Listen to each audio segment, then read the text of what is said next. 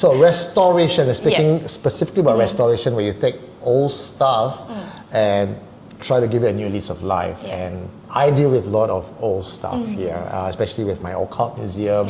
And if you know what I do on Supernatural Confessions, haunted objects are a personal favorite of mine. And I think that's where we kind of overlap. You may not like the haunted objects, but the objects that you take on board could potentially be haunted.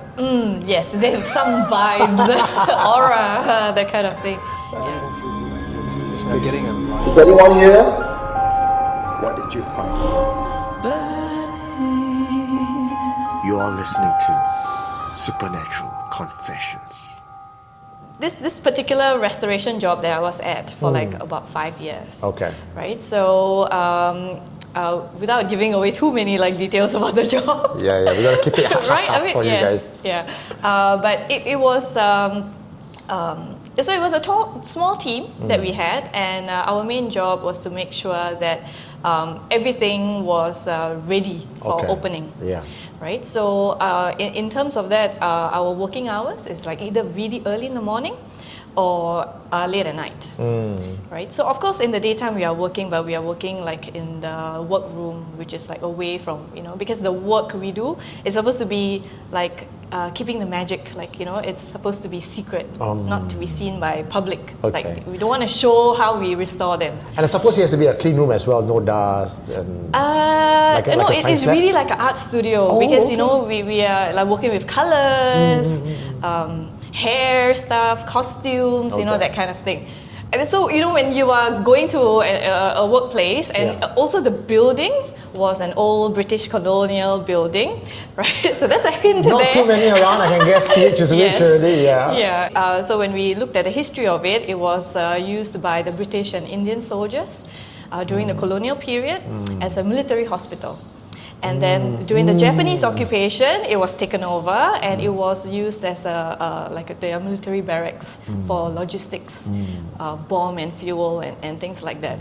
But when we were in the job, our focus was really about making sure that everything, like the things that we were in charge of, looked perfect. Like, so the focus wasn't like anything else. So what I think I'm hearing you say is top of mind is work related. While the place have its history, it's not as if you go to work every single day thinking, I'm going to bump into a ghost. It's just not that sort of mindset. But of course, like, when things happen, then you're like, hey, like, that's a little weird. Like, did that really happen? So the first story, so me and my teammate, so when we start our morning rounds, so we start in opposite corners, and then we'll meet in the middle. So that's usually like, our flow. So she will start from one corner, I'll start from the other. So I was just going about my day, and we are very used to sounds in the place, because it's an old building, right? So that is not something that really like bothers me or anything. And one thing that we do to make ourselves a bit more comfortable is also we blast music. It is also kind of like to make your presence felt, like I'm here, to either humans or non-humans. It's just for your own comfort. So I was just doing that, and then so I was at one particular area, and then I'm fixing something, and then I saw my teammate come. And it's very distinct. I'm facing this way, so she comes here, and there's a wall behind me, and she leans and then like puts her hand at her chest, and then she's looking at me. Right then I was like, you finished so fast? So then I just went on like to have like a little conversation. I was like, I'm still struggling with this. It's taking so long. I don't know who did this, and there was no response. Right, so I turned like, hey, how come there's no response? And there's no one there.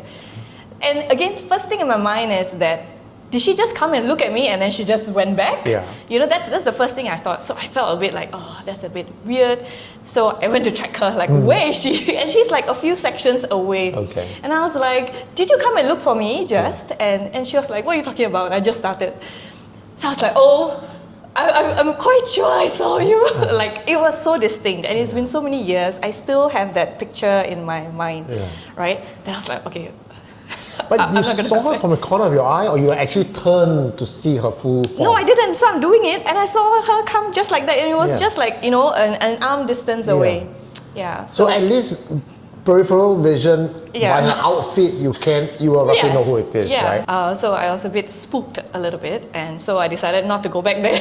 So I just continued with her, like we just did our rounds the other way backwards. Okay.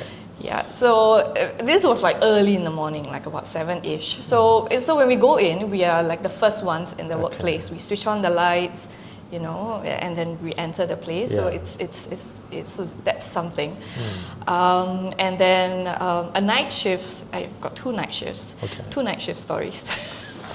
So night shift is when the place is closed, and then we are free to come down and then do our work around the area again. And this one was like a mini night shift. So that means like I wasn't planning to stay the whole night, and I was alone by myself. So I quickly finished my work, and then I went back up to our workroom. And we have this practice of like writing notes to the team, so that the next person who comes in the next day, they know what I've done, and then they can continue. So I'm just leaving like notes for my team. And then, so as I'm doing that, from the back I hear psst, Cool, man. Okay. alone, and I'm like the only person there in that part of the world. And I'm like, is there a rat? Like again, like the first thing on my mind, was there a rat? Like because we've had rats in the workroom before. So we're like, is there a rat? So I instinctively turned, and there's no windows, nothing in the workroom. It's completely like closed. Then I was like, okay, whatever. So I turned back and I'm like, continue writing, and then again, like, psst, psst. And then I was like, I was a bit more angry. I'm like, I'm just trying to do my job, let me write my note. And then when it came the third time, I was like, you know what, I'm done. I threw my pen down and I took my bag and I left. So my note was unfinished. I just texted my team. I was like, I couldn't finish writing. But you know, this is what it was. Yeah. Did it get louder and louder each time? Yes, and it was like now I'm saying like, but it was like you know, that kind of thing. More urgency. More urgent, and it's like louder. And like, I even is it right before your ear? Like right behind me, it's coming right that behind. close. Yeah. So and behind me is just like our computer and a window, but that window is just a glass panel. Like you can't open it, and so I can't see outside. It's pitch black outside too. Oh, that's so I don't know worse. what is it. I was like, oh, it could be a rat lah. I console myself that it could be a rat. So I got to ask this because I think this must be on some people's mind. Could it be the air refreshener? No air refreshener. It's not. We didn't have that in the room. Okay. If not, you know, right? Yeah. You know, it's really like, you know, those people like, you know, when they try to call you. Yeah, like that. Yeah. It was very like sharp sound. Yeah, like, ghost hitting on you lah. I don't know. Was that the only one time that happened? Yes, that was the only one time. Yeah. Visiting ghosts.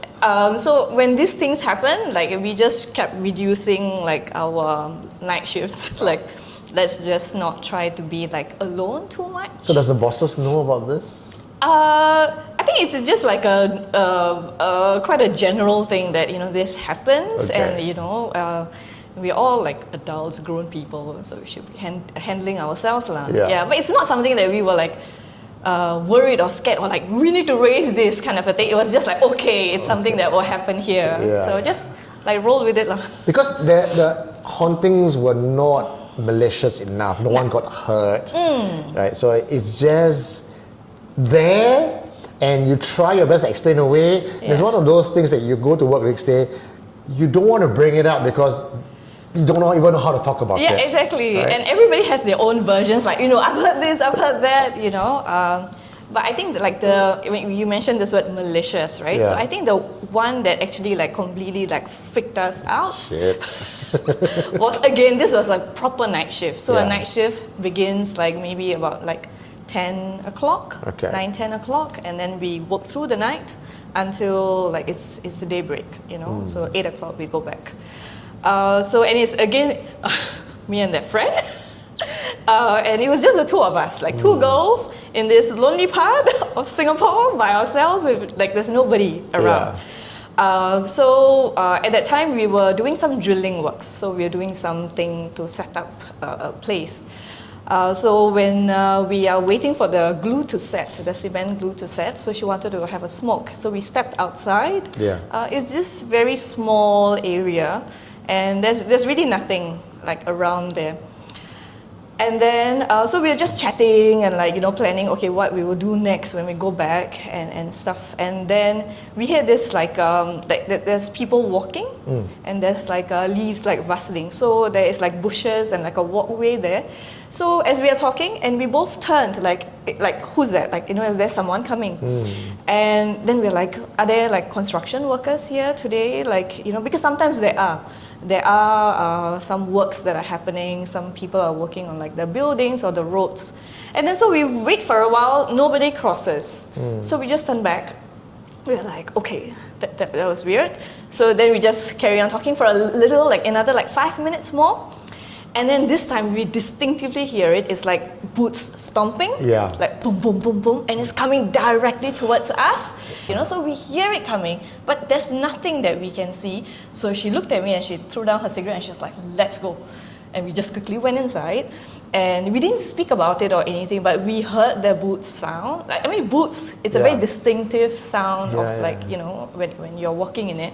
So we went up to our workroom and then we were just quiet and like just like a bit spooked, right? So we were like, okay, so I went to my area and then she was like climbing on top to get something, and then boom, she fell, right? And this is something that we do every day, like climbing things to get things from higher shelves and all that. And the whole thing that she was standing on, it gave way. And she just fell, but luckily like no injuries, nothing like that. And we were like, why did that happen? Like, So after we left work, then we were brave enough to like talk about it. We were like, was something angry? Did something follow us? Or, because it's not usually something that we do, like to hang out in that place at like, this happened about 1 a.m. at night.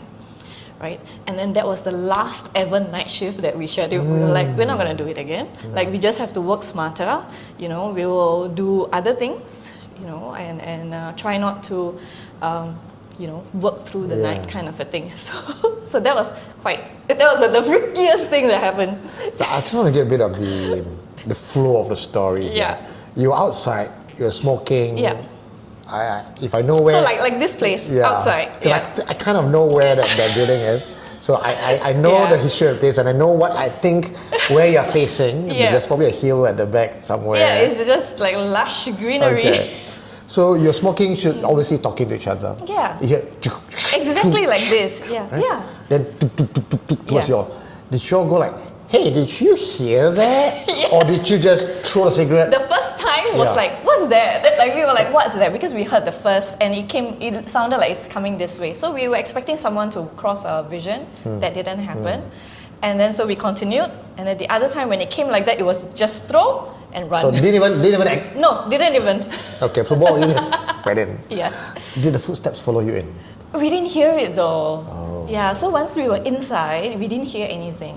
Yeah. And the structure that gave way, what was it? Was it a leather? Was it sturdy enough? It was a table, Okay. and it was a strong, sturdy table. Like we've used it for like months. Yeah. Yeah. So. And it just broke. It just gave way, and then boom. Yeah. Luckily, no injury. Okay. But it was just like what? Like it just happened. It was the first thing that happened. She came in, and she just went up and boom. Yeah. So that incident, you feel in your gut that the broken table is not by accident. I don't think so. Yeah. Because it was all the coincidences, right? Yeah. Jeez. Okay, so I'll share with you something because it just triggered my memory. I have two stories about the building that you're talking about. Okay. It's if I'm not wrong, it's a large compound with other offices, there's sometimes even exhibitions there. Is it? No? Maybe not. Not the same? Not the same one. Okay, I think I know which one you're talking about. Okay, so the city area, is it yours? No, mine's not. Mine's in the west side. Okay, no. Also, mine's in the old south. colonial building. Okay. Oh, south. South, Okay, yeah. we're getting closer to the hints. Yeah. Okay, so mine's in the west side. Yeah. Same thing, old colonial building. Used by the British, Yeah. taken over by the Japanese. I think it was, at one point, it was used as it was close enough to a depot. Right? So when you say fuel or that, I kind of, Oh, okay. Right. Maybe they did use this kind of building. Yeah. There was an exhibition area. And it's also like an arts hub, so there were many arts businesses around the area. exhibition. So this guy, there were a group of students who were putting up a mirrors exhibition. So in this one particular room, they had a white cloth, right? So they were just draping up, and it's arts lah. Don't ask me what it is lah. It just looks great or weird, right? But they had a white cloth draped up, and they have a TV just playing. So it was not supposed to be spooky. They were not doing horror at all. Yeah. But arts being arts, it was just kind of weird, right? So you get kind of from room to room when you go in, you see photographs. It leaves you a little disturbed sometimes. But then again, I think that's what's the purpose of this exhibition, is to challenge you, your perspective. So they were all preparing for the opening of the next day, so working late as usual. And there was the white cloth, and someone was standing in it. So you can see, like, if someone stands within the white cloth, there's a cloth, then the head, and then like just going around it. So the guy was like curating the place, like, hey, stop playing lah, get out of my exhibit, what are you doing behind? So he went in, like, to lift up the cloth to scold his friend, and all he saw was just a pair of boots. Oh dear. And when he went in to see, the boots started running away. What? So when you said boots and the old colonial building, I put two and two together. I'm like, hey, that's a story I heard before. There's another colonial building. Oh. But I think it's true. I think it's the aura that's left behind because it's so traumatic, right? War and things like that. Yeah. But have you spoken to other colleagues? Yeah, they do have like a lot of other stories, but this was so many years before, right? Yeah. But so I think they have accounts of like boots that they've heard like down the steps and stuff like that. But I cannot remember like concrete stories. Yeah, but because these three happened to me, personal story. Wow. And I keep telling to everybody. So yeah, I remember them. Yeah. So like you're talking about like haunted objects, right? So actually the objects, I felt like that is something that you can actually manage because you, in preservation, like you deal with so much like tender loving care. You're like, you come with the intention to make the thing look good. Okay. Right? So even if something is not going right sometimes, like, we'll just stop and say, I'm just trying to help you.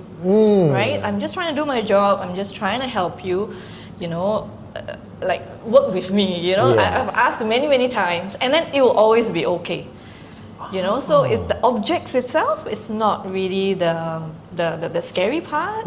I feel it's the environment that you those can't that you're not really working with. Yeah, you can't control because you don't have a relationship with them. So that's was that something you discovered along the way as you're working there? This whole dichotomy and relationship between the spirits and yourself? Yeah, I think so. I mean, I've never worked in something like that before. So I think, like when you're able to build a relationship somehow, it's a bit transactional. Like, let me help you. You don't disturb me. You'll be okay. So tell me some of the stories about your haunted objects. Haunted objects, huh? Yeah. I mean, I think we always look, not all of them we suspect, but there are some energies with certain ones, right? So like, for example, there was one particular object that when we were restoring it, that object had other parts to it, like a pocket watch. I'm giving away a lot of clues right now. Spectacles. Object, you say? Object with spectacles and pocket watch. So, we lay it all out and then, we are working on the object, right? And then suddenly, so when like our backs are turned, like the spectacle flies off the table. And then we turn and like, did anybody walk past? Like, again, the initial reaction is, did somebody walk past? But all of us are in our workspaces and, our backs are facing each other. So when we see this kind of things happen, we don't want to bring that object up again. Like, okay, refrain. It's like blacklisted object. But generally I find like it goes back to, if it's something is not cooperating, like I can't fix something or something is not zipping up or something like that, we will just have to pause and say, let me just do my job. I'm just trying to help. And usually that works. But why are you using the real object? Because I know the rest of the objects in that place, now that I'm getting more clues, are not real. What do you mean it's not real? They are. How should I say this without giving it away? They're made of some. Yes, material, they're made of some right? materials, yeah. So we do have to fix the materials often because they go through like a lot of wear and tear. So you're saying that something could have gone into that? Yes, it's also like inhabitants. Yeah. Yeah, because of that place. Because it looks very lifelike as well. I'm not going to say anything now. Yeah, right? But yeah. So, I mean, again, because we work in such close proximity to it, we don't want to think about it like that. So it's a possibility. I mean, like when I tell my friends and family, you know, I'm working on this kind of things, the first thing they ask is, "You're not scared? You know, why would you do that? You know?" But it's just keep the focus on the preservation part of it. So has there been a case where something was misbehaving so badly and then you had to stop and talk and negotiate with the spirit? Not with the I don't know, is the spirit negotiate or with the not? object, right? Object. Yeah, so what you can see is the object. What's probably standing behind it you can't see is the spirit. So have there been a story that, you know, you work, something so weird happened, and then you talk to it, and then miraculously everything works fine and you cannot explain?